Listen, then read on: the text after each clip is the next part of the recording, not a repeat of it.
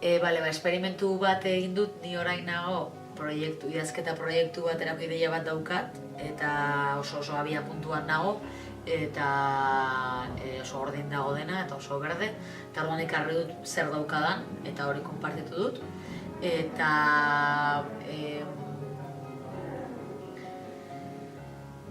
ez daki zenbateraino, hasieran ez nekin zenbateraino iritsi den edo, baina gero bai ikusi dut egin dizkidaten galderengatik eta horrela,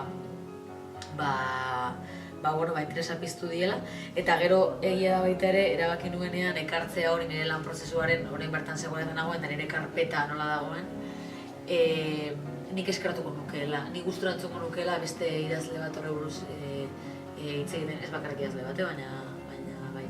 Eta egia da, esaten dutela beti gauza horiek idazleei eta beste sortzaile interesatzen dizkiela, eta orduan justu hau oso aukera polita zen.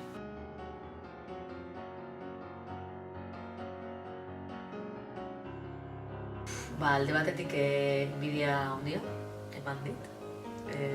Gazteagoan nintzenean hona etortzeko aukera izan banu, iruditzen zait kriston proiektua. Eta oso beharrezkoa, eta oso, inbidia eman dit, inbidia zentzu on batean. Eta gero, bakarrik ikusi ditute laborategian egin duzuen lan batzuk, eta izan da etxea eramateko arekin hor. Oso gustura eta oso pozik egon naiz.